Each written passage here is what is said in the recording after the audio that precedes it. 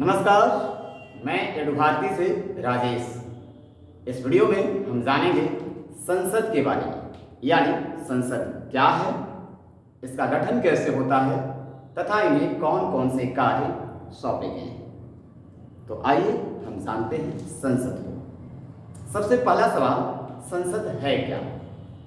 भारत में कानून बनाने के लिए सर्वोच्च संवैधानिक निकाय के रूप में संसद को जाना जाता है, यानी संसद एक संवैधानिक निकाय है।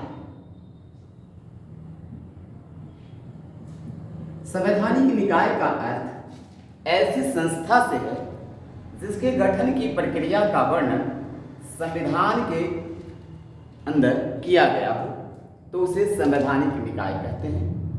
इस आधार पर संसद भी एक संवैधानिक निकाय है, क्योंकि संसद के गठन की प्रक्रिया के बारे में वर्णन संविधान के अनुच्छेद 79 में किया गया है। संविधान का अनुच्छेद 79 यह कहता है कि भारत में शासन की प्रक्रिया को चलाने के लिए एक संसद का गठन किया जाएगा।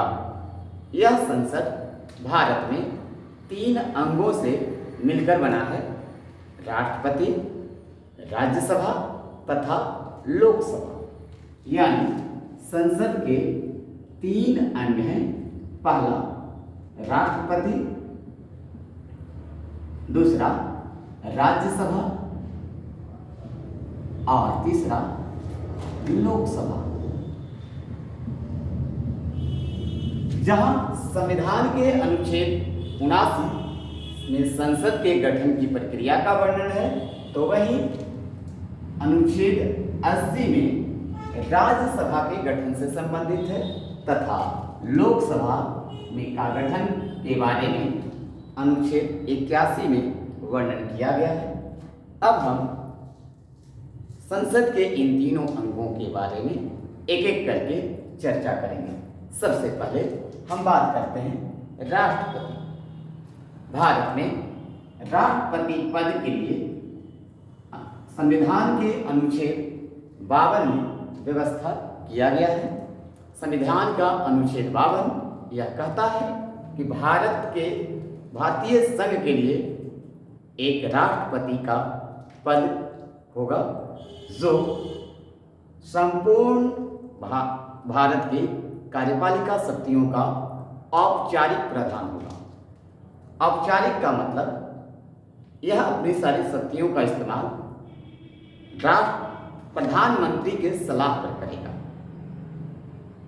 और प्रधान इसलिए क्योंकि इनके अनुमति के बिना, इनके स्वीकृति के बिना कोई भी कानून पारित नहीं हो सकता। इस आधार पर राष्ट्रपति भारत की कार्यपालिका शक्तियों का औपचारिक प्रधान हुए।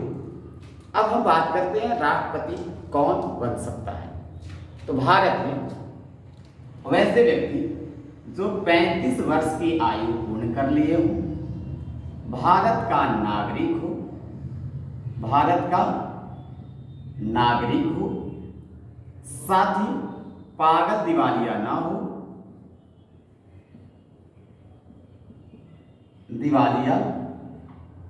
हो, कोई राज्य या केंद्र सरकार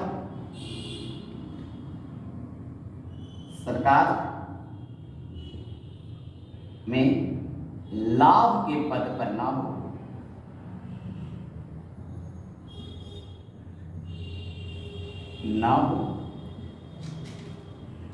ध्यान रहे, यानी 4 चीजें। एक, 35 वर्ष की आयु पूर्ण कर लिया होनी चाहिए, साथ ही भारत का नागरिक होना चाहिए, पागल दिवालिया ना होना चाहिए, और राज्य या केंद्र सरकार के अंतर्गत कोई लाभ के पद पर कार्यरत नहीं होना चाहिए। तो ये व्यक्ति राष्ट्रपति के उम्मीदवार बन सकते हैं। ध्यान रहे, राज्य सरकार या केंद्र सरकार के अंतर्गत यदि कोई मंत्री परिषद का सदस्य रहा हो, तो वह व्यक्ति लाभ के पद के रूप में नहीं गिना जाएंगे, नहीं माने जाएंगे। यानी मंत्री परिषद के पद लाभ के पद के रूप में नहीं गिना जाता है। तो एस ध्यान रहे ये चीजें। अब चुनाव क्या प्रोसेस अपनाई जाती है ये देखेंगे। तो चुनाव के लिए राष्ट्रपति के चुनाव में सबसे पहले अप्रत्यक्ष विधि का इस्तेमाल होता है। अप्रत्यक्ष विधि से होता है। साथ ही एकल संक्रमणीय प्रणाली का इस्तेमाल किया जाता है। अब अप्रत्यक्ष विधि का मतलब राष्ट्रपति के चुनाव में भारत की जनता सीधे तौर पर वोट डालने का कार्य नहीं करती है। इनके स्थान पर जनता के द्वारा चुने गए प्रतिनिधि वोट करने का काम करते हैं, इसलिए ये चुनाव अप्रत्यक्ष विधि कहलाती है। साथ ही एकल संक्रमणीय प्रणाली। एकल संक्रमणीय प्रणाली एक ऐसी प्रणाली है कि जब चुनाव में कई उम्मीदवार भाग ले रहे होते हैं तो उन्हें वोट करने के तरीका वरीयता के अनुसार से दिया जाता है। यानी जब एक से अधिक उम्मीदवार रहते हैं तो मतदाता अपने पसंद के हिसाब से, अपनी वरीयता के हिसाब से उन सभी उम्मीदवारों को वोट कर सकता है। यानी जो उम्मीदवार पहले पसंद पर होंगे उनके नाम के आगे 1 लिखेंगे, जो दूसरे नंबर पर पसंदीदा हों उन्हें 2 लिखेंगे, और जो इसी प्रकार से पसंद में तीसरे नंबर पर आते हों तो उन्हें 3 लिखेंगे। इसी आधार पर वो सभी उम्मीदवारों के आगे अपना वरीयता के हिसाब से क्रम देकर वोट कर सकता है। तो ऐसी विधि को एकल संक्रमणीय प्रणाली कहते हैं। अब बात करते हैं इस चुनाव में वोट कौन करेंगे, यानी राष्ट्रपति के चुनाव में वोट करने का अधिकार भी नहीं है। तो अभी जैसा कि बताया कि जनता के द्वारा चुने गए प्रतिनिधि वोट करेंगे, तो वो कौन से प्रतिनिधि होंगे? तो ध्यान रहे, लोकसभा, राज्यसभा, राज्यों के विधानसभा,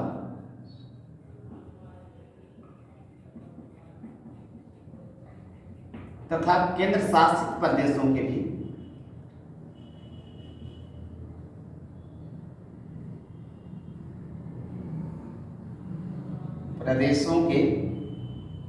विधानसभा।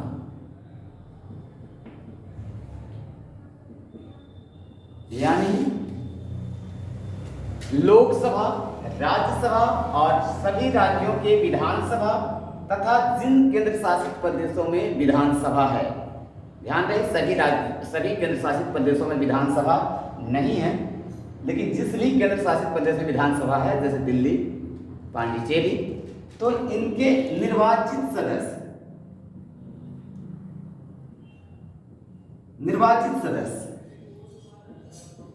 मतलब लोकसभा के निर्वाचित सदस्य, राज्यसभा के निर्वाचित सदस्य, राज्यों के विधानसभा के निर्वाचित सदस्य तथा केंद्र शासित प्रदेशों के भी विधानसभा के निर्वाचित सदस्य इस राष्ट्रपति के चुनाव की प्रक्रिया में वोट डालने का काम करते हैं। ध्यान रहे, लोकसभा में 2 सदस्य मनोनीत होते हैं, ये वोट नहीं डालेंगे राष्ट्रपति के चुनाव में। उसी प्रकार राज्यसभा में भी 12 सदस्य मनोनीत किए जाते हैं, ये सदस्य भी वोट की प्रक्रिया से बाहर रहेंगे। इसी प्रकार सभी राज्यों के विधानसभा में भी कुछ मनोनीत सदस्य होते हैं, उन्हें भी चुनाव में नहीं शामिल किया जाता है। तथा यानी कहने का मतलब जो निर्वाचित सदस्य होंगे वही चुनाव की प्रक्रिया में भाग लेते हैं, चुनाव में वोट डालने का कार्य करते हैं। अब ये बातें हुई। अब रही बात कि क्या राष्ट्रपति के चुनाव के लिए कोई भी व्यक्ति नामांकन कर सकता है? तो जी हाँ, कोई भी व्यक्ति नामांकन कर सकता है। फिर भी इसकी भीड़ को कम करने के लिए कुछ कंडीशन लगा दिए गए हैं। जैसे इन सबों के अतिरिक्त कम से कम व्यक्ति को 50 प्रस्तावक होने चाहिए, प्रस्तावक तथा 50 अनुमोदक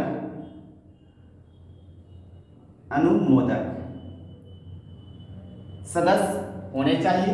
यानी ऐसे व्यक्ति जो राष्ट्रपति के चुनाव लड़ना चाहता है तो उनके नाम को 50 वोट देने वाला व्यक्ति प्रस्तावित करता हो उनके नाम को, तथा 50 व्यक्ति उनके सपोर्ट करते हों, अनुमोदन करते हों, तो तब जाकर व्यक्ति वो चुनाव में नामांकन कर सकता है। साथ ही कुछ जमानत राशि इन्हें जमा करना होता है, तो ये जमानत राशि उन्हें लौटा दी जाती है यदि वो 1/6 भाग से अधिक वोट प्राप्त कर लेते हैं, और यह राशि तब जब्त हो जाती है जब वो चुनाव में 1/6 भाग भी वोट नहीं प्राप्त कर पाएंगे, तो ऐसी स्थिति में उन्हें जमानत राशि जब्त कर ली जाती है। अब हम बात करते हैं राष्ट्रपति का जो पद होता है, इसका शपथ ग्रहण सुप्रीम कोर्ट के मुख्य न्यायाधीश के द्वारा दिलाया जाता है, तथा यह अपना त्याग पत्र उपराष्ट्रपति को सौंपता है। इनका कार्यकाल शपथ ग्रहण से 5 वर्षों का होता है। फिर भी किसी खास परिस्थितियों में वह समय से पहले भी पद से मुक्त हो सकता है। इस स्थिति में 4 कंडीशन हैं। पहला, राष्ट्रपति जब अपने स्वेच्छा से उपराष्ट्रपति को त्याग पत्र दे देता है। दूसरा, लंबी बीमारी के कारण। तीसरा, मृत्यु के कारण। और चौथा, महाभियोग लगाकर। ये महाभियोग क्या होता है? महाभियोग जब राष्ट्रपति संविधान का उल्लंघन किया हो, संविधान के कुछ उपबंधों का उल्लंघन किया हो, तो इसके विरुद्ध संसद के किसी भी सदन में, चाहे वो लोकसभा हो या फिर राज्यसभा, उसमें महाभियोग का प्रारंभ करवाया जा सकता है। महाभियोग लगाने की प्रथा शुरू की जा सकती है, लेकिन इसके लिए 14 दिन पहले सूचना देकर कम से कम 1/4 सदस्य के सिग्नेचर के साथ इसे पारित करवाया जाता है। साथ ही जब वह एक सदन में 2/3 बहुमत से पारित हो जाता है, तब वह प्रस्ताव दूसरे सदन में जाता है, और दूसरे सदन में भी यदि वो 2/3 बहुमत से पारित कर दिया जाता है, तो उस दिन से राष्ट्रपति का पद स्वतः समाप्त समझा जाता है। इस प्रकार भी राष्ट्रपति का पद रिक्त हो जाता है। तो ये 4 प्रक्रियाएं हैं राष्ट्रपति को समय से पहले रिक्त होने का। पहला, यानी स्वेच्छा से। दूसरा, बीमारी के कारण। तीसरा, मृत्यु के कारण। और चौथा, महाभियोग लगाकर। इसके बाद जब राष्ट्रपति का पद रिक्त हो जाता है, तो उस स्थिति में भारत का नया राष्ट्रपति नियुक्त होने तक कार्यवाहक राष्ट्रपति के रूप में उपराष्ट्रपति कार्य संभालता है।